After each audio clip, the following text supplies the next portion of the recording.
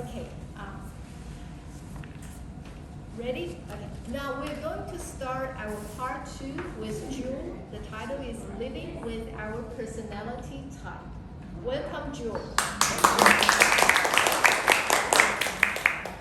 Last week we talked a little bit about settling into the Australian culture and the Western style of living and culture.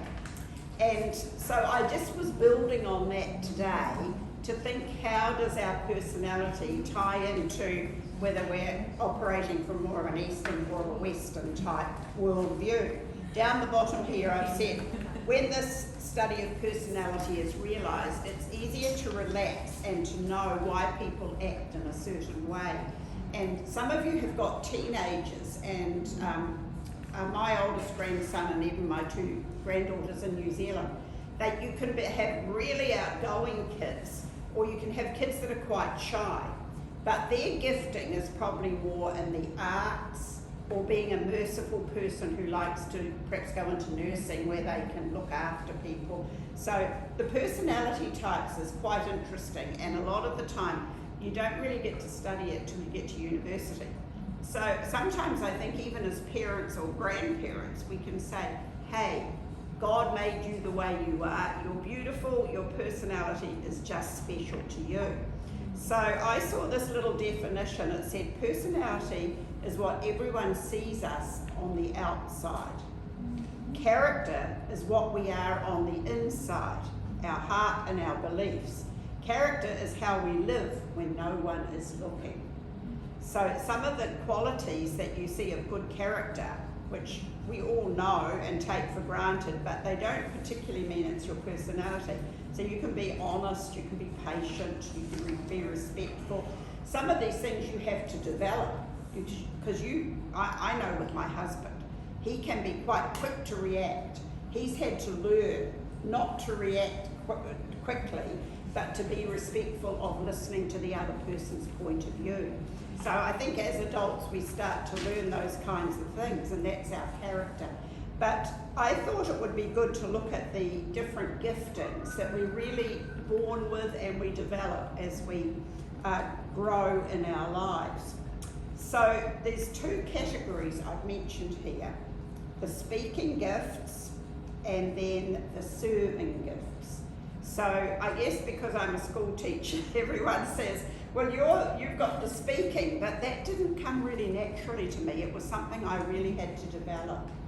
And even my speaking, I actually went to a special class, wasn't part of my university course, and I did my ATCL, which is the Associated Teacher of Speech and Drama. And that helped me to develop my speaking and my enunciation, because I'll tell you what I am a little bit later, but we learn to operate in different modes, but this is just a basic look at what you could be. So the person, number 1, with insight is often a quiet, steady person who shares truth carefully. Sometimes you say to that person, oh, you're very prophetic. How did you know that about me? Or what did you see in what I said that made you feel like that?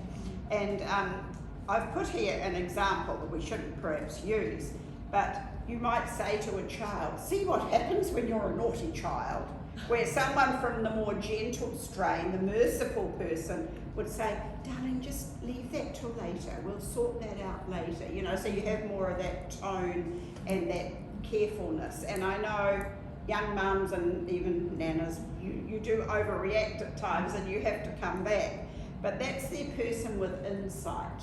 They can sort of look ahead and be able to judge what the outcome for a situation is going to be.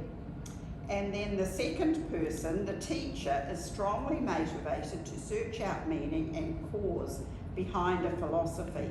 This person loves facts and knowledge. So I have quite a bit of teacher, but I don't believe that's my sole motivation. Our father, Helen and I, he was always reading and studying. He was a minister, like the minister of the church here. And he used to love looking things up, and he would have a concordance and a dictionary. And it was before computers when we were little girls. But I would say he had a real teaching gift. That was his main motivation. And he was a fairly quiet person, but yet when he was in church, he could preach very well. So a teaching gift is a really special thing to have. I'd say most university professors have a teaching gift. And the third one is the exhorter, and that's the person who loves to encourage others. And they often have a very exuberant personality.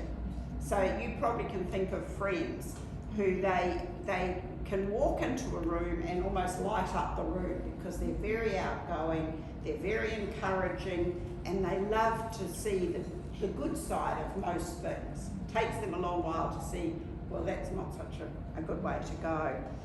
Now, the serving gifts are probably what a lot of people think that us as ladies have, but not necessarily. You might have already identified with one of those top three, but number 4 is the giver or the contributor has a special sense of helping and contributing financially as well to others' needs.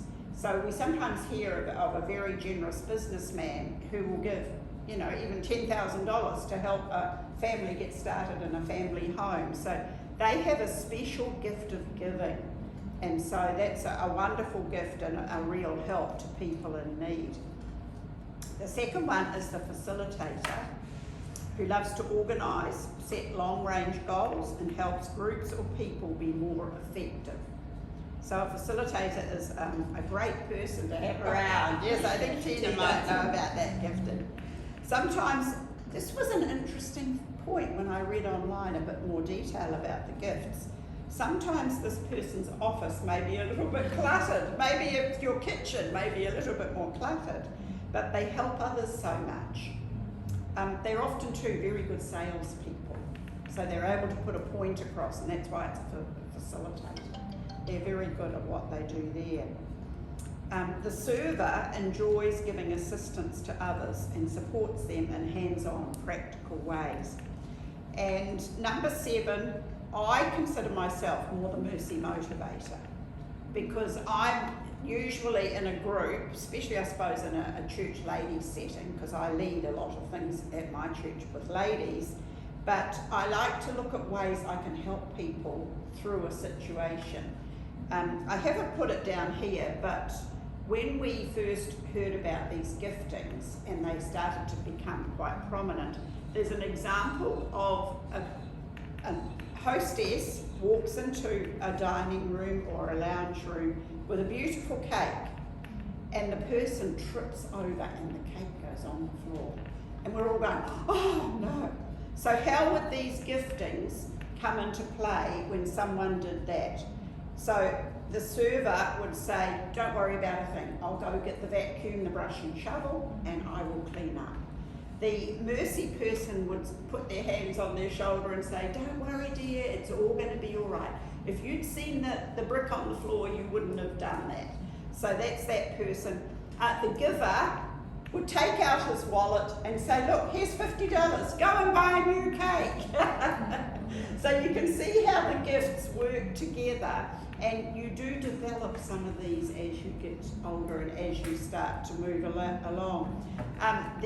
The exhorter would be, once again, probably the one that would take the money and go to the shop and buy the cake. The teacher would say, if we hadn't had that obstacle in the way, that never would have happened. Let's remember for next time to make sure that the pathway is going to be clear. So when you think of a practical example like that, you start to realise how each of us has a special part to play. I think the person number 1 with the insight, they would also back up the teacher and say, that's right, if we'd taken care of this in a certain way, it wouldn't have happened. But like I said, teenagers are still developing their personalities, and they're still learning what's appropriate or not appropriate to say. And I know my grandson Maxwell, he's just turned 12, and he's just started this journey into high school, and he's playing basketball, and I think he's on the rugby team, and he's the one I told you last time had a broken hand. He fell, and to stop himself, he hit his hand, and so he's been in a plaster cast. So the cast has now come off, and in a week's time he's allowed to play. But he can be very out there in what he says, and I know he's a boy, but he can be very direct, and sometimes we've had to help him, particularly my daughter, his mother. She will say to him, you don't talk to people like that, just be very well mannered, or they'll think you're the boy that was a bit rude. So you can sort of mould your teenagers and help them in that way to be more accepting of a situation or of a person. And then being a good grandma, I will tell you, he's just had school camp, and they came over on Sunday and just popped in, and he said, I got the top camper award, because you know they look after each other and they go on bush walks and all that sort of thing. And because this is a brand new school for him, first year of high school, so we were very proud. He got top camper, so he can't have been too bossy, because the children, the other students would not have enjoyed him if he'd been too bossy. So yeah, so each of these giftings we have, and I think when you think about it, you see it more especially in our Western, our Australian culture here, because you probably notice people here can sometimes be quite almost rude, and you think, oh, how can they speak like that? But sometimes it might be the gifting that they have and what they've been born with, and they haven't learned to moderate it too much. But once they learn to moderate the type of personality and the giftings that they have, they find they're going to be a lot more popular, and their word is going to be something that you can stand on. So I think too, I was going to show you this little book. This is written by a very good friend of mine, Unwrap Your Gifts. And if anyone really wanted it, she goes into other Christian spiritual gifts.